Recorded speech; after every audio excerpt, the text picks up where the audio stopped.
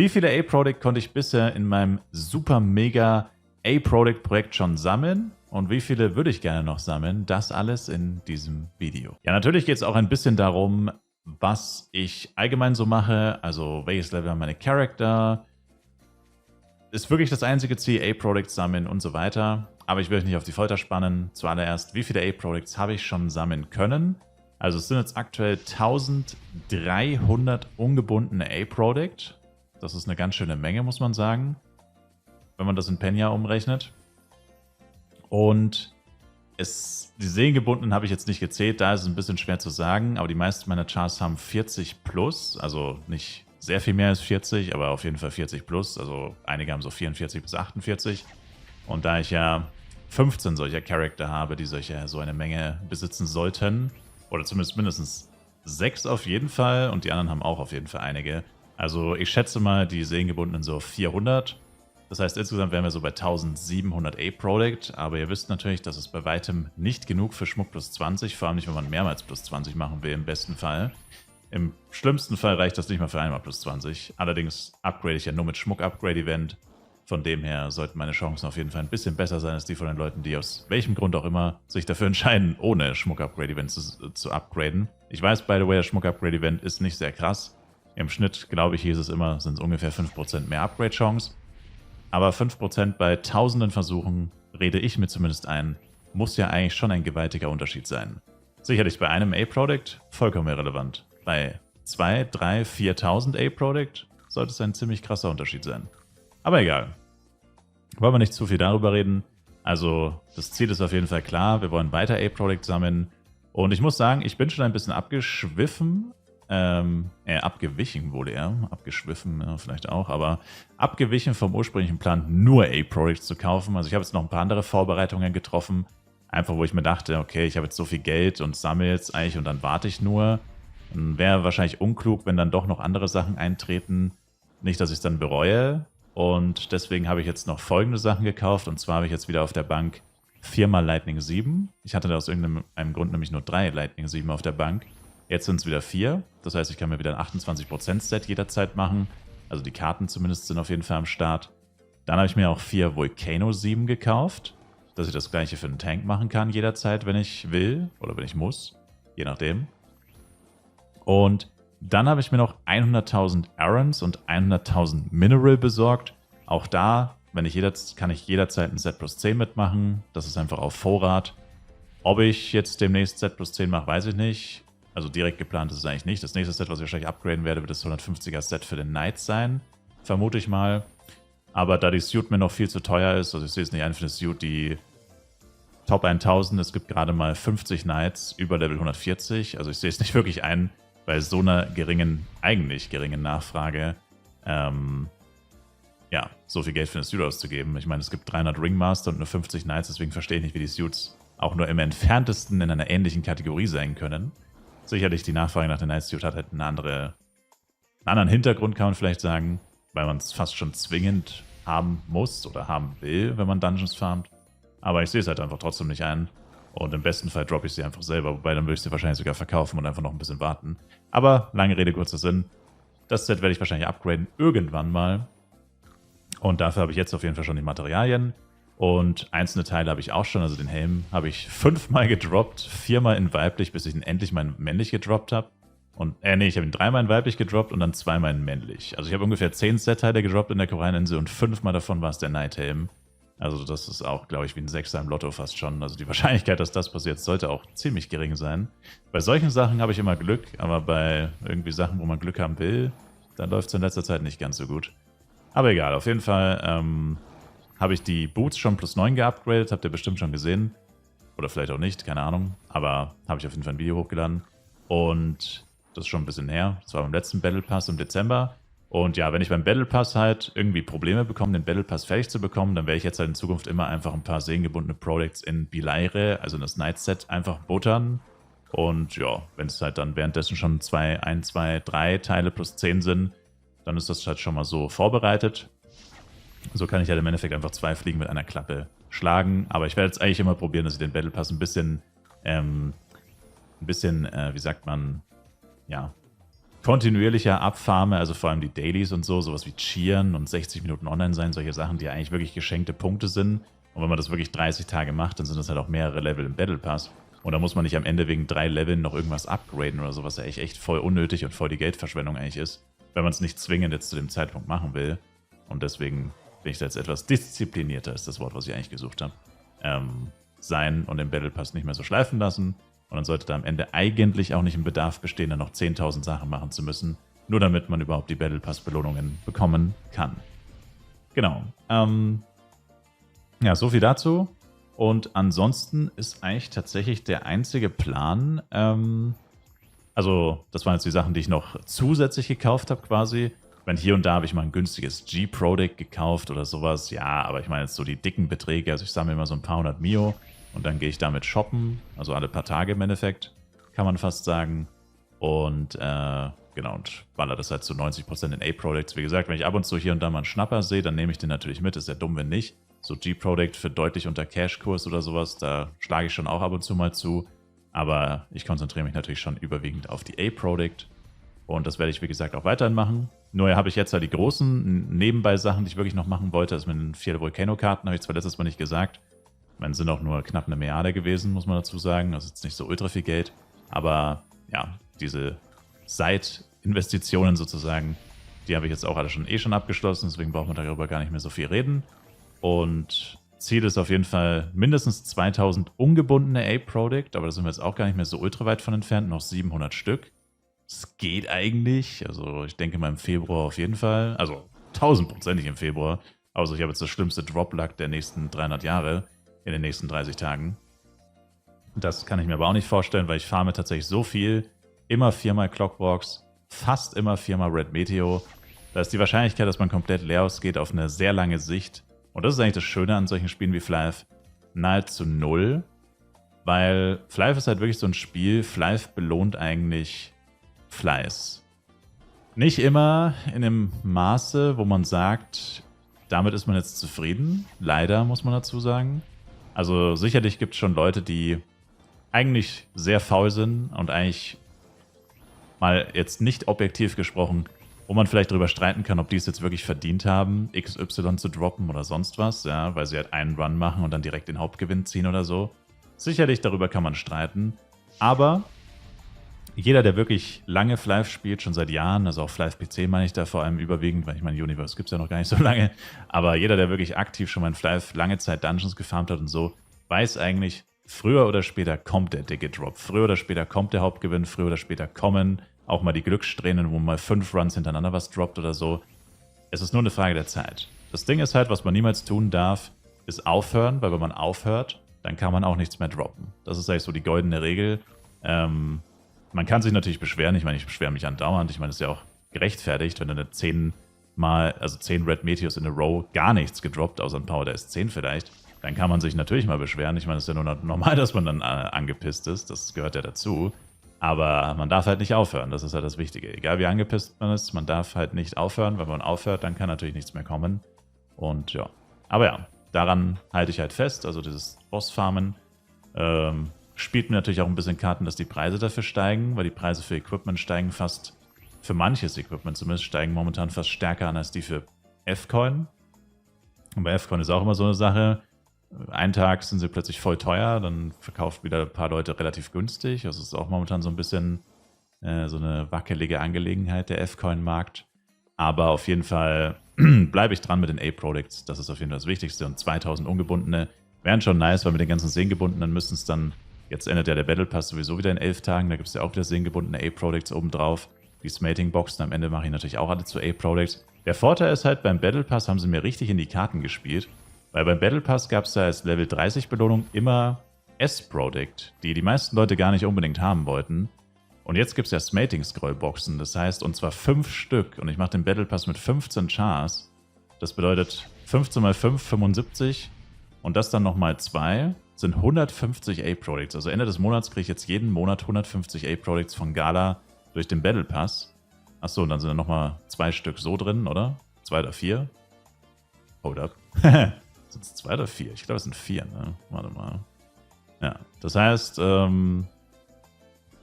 sehr viele A-Products jeden Monat auf jeden Fall.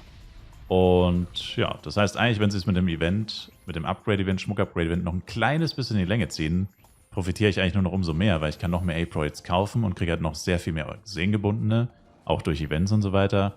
Also ja, wenn ich die 2000 ungebunden habe, wie gesagt, schätze ich mal, sind es also Minimum 2,5 insgesamt mit den Sehengebundenen. Und naja, im besten Fall sind es beim Event, wenn tatsächlich das Event kommt, mindestens 3000. Und dann bin ich eigentlich schon relativ zuversichtlich, dass wir 2 mal plus 20 schaffen. 3-mal ist dann schon ein bisschen unrealistisch, aber hey, ich meine, ich sag nicht nein zu 3-mal. Aber am Ende wird es wahrscheinlich nicht mal einmal. Deswegen lieber mal den Ball flach halten und einfach weiter seid fleißig A-Products sammeln. Ja, und dann habt ihr ja bestimmt auch schon mitbekommen, ich weiß gar nicht, ob ich das beim letzten Video schon erwähnt habe, ich weiß es ehrlich gesagt echt nicht mehr. Jedenfalls farme ich jetzt auch jeden Tag wieder mit meinem Ex-Main-Elementor, also mit meinem anderen Elementor, ich habe ja 2, diese 2024 Monster Quest. Und ich muss sagen, obwohl das Equipment deutlich schlechter ist als von meinem anderen Elementor, obviously, finde ich es gar nicht so schlimm. Ich meine, klar, ich bin gerade bei Monstern, die 2 Level unter mir sind, ich weiß, ja. Aber ich werde jetzt, wenn der Char 146 wird, leider wechseln müssen, weil bei 3 Level niedrigeren macht es dann wirklich keinen Sinn mehr. Also 1 Level höher als die Monster zu sein, ist XP-technisch tatsächlich nicht so ultra schlimm. Vor allem, wenn es einem eigentlich gar nicht um die XP geht. Aber da hat man jetzt noch nicht so große Einbußen. Auch Drop-technisch hat man gar keine Einbußen. Ab 2 Level hat man leichte Drop-Einbußen und natürlich, naja, noch ein bisschen schlechtere XP. Finde ich, merkt man jetzt auch noch nicht so ultra schlimm, vor allem, wenn man eigentlich gar nicht wirklich auf die XP achtet. Aber bei 3 Leveln wird es dann schon so, dass ich sage, naja gut, okay, das ist dann echt irgendwie dämlich. Also da werden wir dann schon wechseln. Eventuell probiere ich sogar die Captain Tiger ein bisschen aus, weil die Captain Tiger haben eigentlich einen ähnlichen Spawn, der ist nicht so ultra viel schlechter. Vielleicht bleiben wir dann noch ein bisschen bei den Captain Tigern, aber ich glaube, das wird sich nicht so sehr lohnen. Ich denke, wir gehen dann eher zu den Marils. Da muss ich ja dann wesentlich kleinere AOEs machen und dann kann ich wahrscheinlich nicht mehr so gut Hit and Run mit dem Chaya machen, weil der hat, wie gesagt, deutlich schlechteres Equipment als mein anderer Elementor. Und selbst mein anderer Elementor struggelt manchmal schon ein bisschen mit dem Hit and Run. Also jetzt nicht wirklich, aber wenn ich halt zu viele Monster pull, so 50 oder mehr Monster, dann wird es manchmal schon ein bisschen eng, die alle zu killen. Da sind die Augen dann halt größer als der Magen. Aber ja, bei dem Elementor ist es auf jeden Fall absolut nicht möglich, so ultra krasse AOEs zu machen. Genau, vor allem nicht bei Monstern, die im Level über einem sind. Aber egal. Jedenfalls, was ich auf jeden Fall noch sagen wollte, war, alle meine Chars, wie ihr sehen könnt, das ist ja sowieso das B-Team. Ja, das ist nicht mal das A-Team, das ist ja das B-Team. Bis auf die unteren beiden Chars, die gehören zum A-Team. Aber damit die Party ja auch voll Link-Attack hat und so, sind sie auch im B-Team vertreten. Die sind quasi in beiden Teams. Die tanzen auf 2 Hochzeiten sozusagen. Auf jeden Fall sind alle meine Chars, sowohl die Borodeng-Chars als auch die FEC-Chars, sind jetzt alle mindestens 145. Einige sind schon 146. Und der Elementor ist auch fast 146, der Borodeng-Elementor. Also durch dieses New Year-Event, muss man sagen, kriege ich jetzt deutlich mehr XP als vorher, weil ich jetzt halt auch jeden Tag ein kleines bisschen länger spiele oder halt auch mehr grinde, mehr normale Monster grinde. Logischerweise eben bedingt durch das Event. Aber finde ich eigentlich gar nicht so schlimm, weil dadurch kriege ich auch ein bisschen mehr Kohle. Und ich sag mal so, ich habe momentan grundsätzlich eigentlich keine Zeit dafür, aber der Vorteil ist halt, obwohl ich sehr viel Stress habe momentan im Real Life, also ich bin halt momentan mitten in der Klausurphase, außerdem muss ich in spätestens ein paar Wochen meine Bachelorarbeit angemeldet haben und dann natürlich auch anfangen daran zu arbeiten und so weiter und so fort, also wenn mein Studium jetzt halt langsam zu Ende geht, habe ich eigentlich nicht wirklich Zeit dafür, aber ich meine, ich spiele ja sowieso jeden Tag und dann spiele ich halt ein kleines bisschen länger, aber ich habe halt auch fast die ganze Zeit Urlaub jetzt bis noch kompletten Februar. Und dann Anfang März erst wieder arbeiten. Von dem her habe ich jetzt auch ein bisschen mehr Zeit. Aber gut, mehr Live spielen und mehr Stress im Real Life. Trotz mehr Zeit resultiert dann letztendlich einfach in Stress. Und ja, aber wie gesagt, ich finde es gar nicht so schlimm, weil das Event endet jetzt ja doch bald, Anfang Februar. Und ich gehe nicht davon aus, dass doch so ein zeitintensives Event starten wird. Wenn doch, muss ich da dann wahrscheinlich auf jeden Fall zurückfahren. Aber ich denke eher nicht, weil die meisten Events von Flive Universe habe ich bisher eigentlich immer einfach nur passiv nebenbei gefarmt oder sogar komplett ignoriert, wenn sie mir gar nicht getaugt haben. Und das Event ausnahmsweise ist halt gar nicht so schlecht, weil man macht mehr oder weniger das Gleiche, was man sonst macht. Man zieht halt eine Party, gut mit 2 Chars, also mit 2-mal die Quest, dann zieht man halt deutlich mehr als nur eine Party, muss man dazu sagen. Aber normalerweise ist es halt, ja, Party ziehen, dann levelst du halt noch ein kleines bisschen, dann kriegst du zusätzlich eine Box, wo Products drin sein können. Also ich meine, das ist ja hammergeil eigentlich, wenn man so drüber nachdenkt. Wie gesagt, mit 2 Teams das Ganze dann zu machen, das ist halt dann immer schon ein bisschen mehr stressig und so. Aber es lohnt sich halt auch. Ich denke, am Ende werden wir auch durch dieses Event wieder einige A-Products Plus bekommen. Also ich hoffe mal auf so mindestens 50 oder 60 A-Products durch das Event. Und alles, was unsere A-Product-Kasse nach oben oder unser A-Product-Guthaben nach oben treibt, ist auf jeden Fall positiv. Sehr positiv, will ich mal gesagt haben.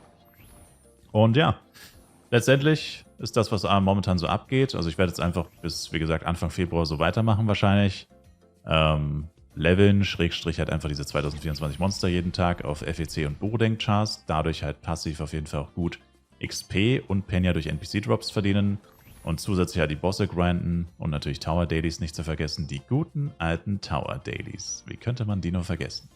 Und ja, werde jetzt erstmal so weitermachen. Es läuft eigentlich, wie gesagt, ganz gut. Also der Vorteil ist halt im Vergleich zu Dungeon Farmen.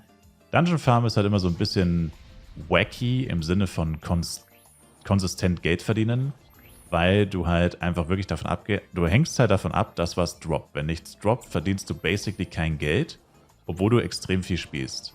Hat man auf dem FEC-Server oft gesehen, mal so eine richtige Drop-Flaute, mal so wirklich eine Woche, so 30 Dungeons, ein paar Pets, ein paar schlechte Skins und nur schlechte Karten und boom, du bekommst so gut wie kein Geld, spielst 7 Tage, jeden Tag 4 Stunden und hast gefühlt 500 Mio verdient. Was sich jetzt nicht wenig anhört, aber wir reden hier von einem Zeitinvestment von, naja, wahrscheinlich sogar über 30 Stunden für 500 Mio. Das ist nicht gut. Also das ist wirklich nicht gut. Und ja, also da kann man sagen, ist dieses Solo-Farmen schon besser, weil halt doch ein großes Einkommen von mir ist einfach wirklich NPC-Drops vom Farmen plus Tower-Dailies. Also das ist wirklich fast 50% meines Einkommens. Und aus den Drops von den Bossen kommt tatsächlich gar nicht so viel Geld. Der Vorteil ist aber, wenn dann die Bosse mal droppen, dann ist es halt so ein richtiger Boost. Das merkst du richtig, weil du hast so alle paar Tage hast du ein paar hundert Mio am Start, die du ausgeben kannst. Selbst wenn gar nichts droppt, wenn nur Müll droppt, kriege ich trotzdem meine paar hundert Mio alle paar Tage. Und wenn dann ein guter Drop kommt oder wenn mal ein Drop kommt, der dann zusätzlich 200 Mio bringt oder zusätzlich 300 Mio oder zusätzlich wie viel auch immer, dann scheppert es halt gewaltig. Dann hast du plötzlich zack, zack, boom, eine Milliarde am Start, die gefühlt aus dem Nichts kommt. Natürlich effektiv nicht. Ich meine, ich fahre natürlich trotzdem extrem viel, muss man dazu sagen. Also es kommt nicht aus dem Nichts. Aber ja, es fühlt sich irgendwie ziemlich produktiv an momentan, muss ich sagen. Also bin ich ganz zufrieden mit. Außerdem will ich leveln, wegen den Level-Up-Belohnungen, Level-Reach-Belohnungen und so und die ganzen Quests und so weiter und so fort. Durch die steigende Inflation wird ja auch das Money, was man durch die ganzen Quests verdient, und man, habt ihr ja bestimmt gesehen, bekommt sehr viel Geld von den Koralleninsel-Quests, von den neuen Quests aus New Horizon, aus dem Update. Da bekommt man wirklich sehr viel Geld. Und dieses Geld wird ja technisch gesehen immer weniger wert, je länger man wartet, bis man diese Quests macht. Das heißt, je höher dein Level und desto früher diese Quests tatsächlich abschließt, desto früher hast du das Penya aus den Quests und desto eher kannst du es ausgeben. Und je eher du es ausgibst, desto besser ist es eigentlich. Meine Deflation ist momentan wirklich absolut überhaupt nicht ersichtlich. Ich wüsste nicht, was Ghana tun würde, also vorm nächsten großen Update, das uns in irgendeiner Form helfen könnte. Man hat es beim Egg-Event gesehen, ja gut, da kann man Penya ausgeben, aber das ist ein Tropfen auf dem heißen Stein. Also wenn das Egg-Event jetzt einfach permanent freigeschaltet worden wäre oder so und 3-mal so teuer gewesen wäre, hätte es wahrscheinlich keiner gefeiert, aber egal, dann hätte man vielleicht irgendwo sagen können, naja gut, okay, vielleicht wird das langfristig doch ein bisschen Kohle aus dem Spiel nehmen, aber diese Peanut-Beträge, also am Anfang von Red of Orange Egg, kosten nur 100.000 Penya. Das heißt, du bräuchtest Tausende, aber Tausende Red Eggs, wenn du sie nur zu Orange machst zum Beispiel, um da wirklich mal eine Menge an Geld aus dem Spiel zu nehmen, wo man sagt, okay, das könnte, wenn das ein paar hundert Spieler machen, tatsächlich eine Auswirkung haben. Ja, nein. Also es ist jetzt schon wieder vorbei, das Event, und es hat einfach überhaupt nichts geändert. Also es ist vollkommen irrelevant. Also selbst wenn wir das jetzt bei jedem Event irgendwie einbauen, dass man so kleine Penya-Beträge investieren muss, erstens mal machen sie sich damit echt unbeliebt bei Anfängern, die einfach nicht so viel Penya zur Verfügung haben. Und zweitens bringt es einfach nichts. Ja? Also da muss mehr passieren. Ich weiß auch nicht genau was, aber das ist ja auch nicht meine Aufgabe, ganz ehrlich. Habe mir nicht wirklich Gedanken darüber gemacht. Aber Gala wahrscheinlich auch nicht und deswegen passiert auch nichts. Und ja, also wie gesagt, vor dem nächsten großen Update denke ich nicht, dass wir nochmal eine Deflation erleben werden. Und selbst dann ist es fraglich, weil alle anderen Server haben ja noch eine viel schlimmere Inflation als wir. Also eigentlich sollte Gala das schon bemerken, dass das momentan irgendwie nicht so gut aussieht wirtschaftlich in Flive. Auf allen Servern. Vielleicht wollen sie das auch, ich habe keine Ahnung. Aber ja, ist auf jeden Fall irgendwie dämlich. Also ich meine, langfristig könnte man vielleicht sogar wirklich sagen, na, wobei ich sag's lieber nicht, ne? Das ist zu brutal. Nee, aber wie gesagt, sieht momentan nicht so gut aus, was Inflation angeht. Und deswegen will ich auf jeden Fall auch diese ganzen Korallinsel-Quests lieber früher als später abschließen. Ich meine, klar, ich bin jetzt erst 145 mit den meisten Matchs, also von Korallen-Quests abschließen. Für alle, die es nicht wissen, die höchsten Korallen-Quests sind so 155er-Bereich. Klar, ist mir schon bewusst, davon bin ich noch weit entfernt. Aber naja, je mehr Quests abgeschlossen hat, desto besser. So, irgendwie so. Klingt nicht so gut, rollt nicht so von der Zunge, wie man es sich wünschen würde, aber so meine ich es auf jeden Fall. Aber ja, das ist einfach das, was momentan so auf Boding abgeht. Und ja, ich sag danke euch vielmals fürs Zuschauen. Ich hoffe, bei euch läuft es auch ganz gut beim Farmen und so. Und wenn ihr Videowünsche habt und sowas, by the way, könnt ihr immer in die Kommentare schreiben. Ich probiere mal auf Wünsche auch einzugehen. Ihr merkt ihr vielleicht, manchmal verwandelt sich vielleicht eine Frage, die ihr mir im Stream gestellt habt, in ein Video oder so. Also keep the Fragen coming. Also ich bin immer offen für sowas. Und wenn ich es umsetzen kann, zeitnah, dann mache ich es eigentlich auch zeitnah. Bei längeren Sachen so, viele fragen immer nach Guides oder so. Also bei Guides ist es halt grundsätzlich so, da mag ich es schon, wenn ich mich vorher wirklich hinsetze und mir schon ein paar Gedanken dazu mache und nicht einfach irgendwas sage. Weil dann kann ich zumindest meine Meinung, selbst wenn sie in den Augen mancher falsch ist, dann kann ich sie zumindest begründen oder rechtfertigen. Wenn ich einfach nur irgendwas sage und mir vorher überhaupt keine Gedanken mache und dann im Nachhinein selber feststelle, okay, ich kann es nicht mal begründen, warum ich das gesagt habe, das mag ich dann persönlich einfach nicht so gerne. Aber ja, jedenfalls schreibt es auf jeden Fall in die Kommentare, wenn ihr irgendwelche Wünsche und so weiter habt. Und wir sehen uns im nächsten Live Universe Video oder auch im Livestream. Twitch-Link in der Videobeschreibung. Bis zum nächsten Mal. Macht's gut, haut's rein und ciao, ciao.